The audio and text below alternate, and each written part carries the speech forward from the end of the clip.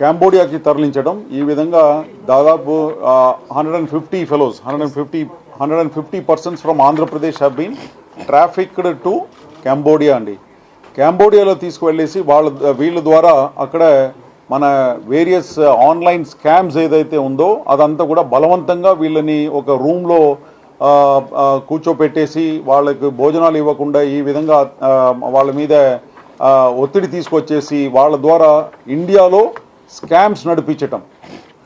ఇండియాలో online scams, different scams ఏదైతే ఉందో like job scam, online FedEx scam ఉంది, ఫెడెక్స్ కొరియర్ స్కామ్ మీ అందరికీ తెలిసిన విషయమే. ఫెడెక్స్ కొరియర్ స్కామ్, తర్వాత క్రిప్టో కరెన్సీ రిలేటెడ్ స్కామ్స్, ఇవి అన్నీ కూడా అక్కడ బలవంతంగా ఒక రూమ్లో కూర్చోపెట్టేసి టాస్క్ గేమ్ స్కామ్స్ ఇవి అన్నీ కూడా మన వాళ్ళందరినీ కూడా ఇక్కడ నుంచి డేటా ఎంట్రీ ఆపరేటర్ ఉద్యోగం ఇప్పిస్తామని చెప్పేసి వీళ్ళ దగ్గర నుంచి కొంతమంది ఏజెంట్స్ ఉన్నారు, మన ఇండియన్ ఏజెంట్సే ఉన్నారు. ఆ ఇండియన్ ఏజెంట్స్ వీళ్ళ దగ్గర నుంచి ఇక్కడ లోకల్గా ఎవరినైతే మేము ఇప్పుడు అరెస్ట్ చేసినామో వాళ్ళు ముగ్గురిని మేము పట్టుకున్నాము. వాళ్ళు వీళ్ళ దగ్గర నుంచి అన్ఎంప్లాయిడ్ యూత్ దగ్గర నుంచి 1.5 lakhs చొప్పున కలెక్ట్ చేసుకొని తర్వాత 1.5 lakhsలో 80,000 కాంబోడియా వాళ్ళకి ఇస్తారు. ఎవరికి? కాంబోడియా వాళ్ళకు. వీళ్ళకు మన దగ్గర నుంచి వెళ్ళే వాళ్ళకు పాస్పోర్టు, తర్వాత అక్కడ అకామిడేషన్ అండ్ వీసా ఫీస్ ఇదంతా కట్టాలి. కాబట్టి వాళ్ళు ఈయన దగ్గర నుంచి మన దగ్గర నుంచి మన పంపిస్తున్న మనిషి దగ్గర నుంచి 1.5 lakhs వసూలు చేస్తారు. దాంట్లో 80,000 కాంబోడియా వాళ్ళకి పంపిస్తారు. కాంబోడియాలో ఫర్దర్ ఏజెంట్స్ ఎవరైతే ఉన్నారో వాళ్ళకు 80,000 పంపించేసి వీళ్ళు 70,000 ప్రాఫిట్ రూపంలో వీళ్ళ దగ్గర పెట్టుకుంటారు.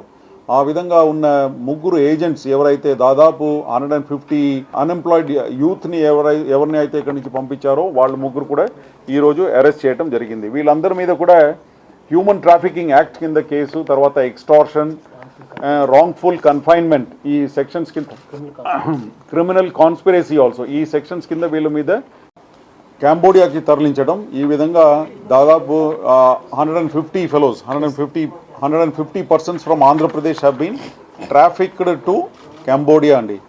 కాంబోడియాలో తీసుకువెళ్ళేసి వీళ్ళ ద్వారా అక్కడ మన వేరియస్ ఆన్లైన్ స్కామ్స్ ఏదైతే ఉందో అదంతా కూడా బలవంతంగా వీళ్ళని ఒక రూమ్లో కూర్చోపెట్టేసి వాళ్ళకి భోజనాలు ఇవ్వకుండా ఈ విధంగా వాళ్ళ మీద ఒత్తిడి తీసుకొచ్చేసి వాళ్ళ ద్వారా ఇండియాలో స్కామ్స్ నడిపించటం.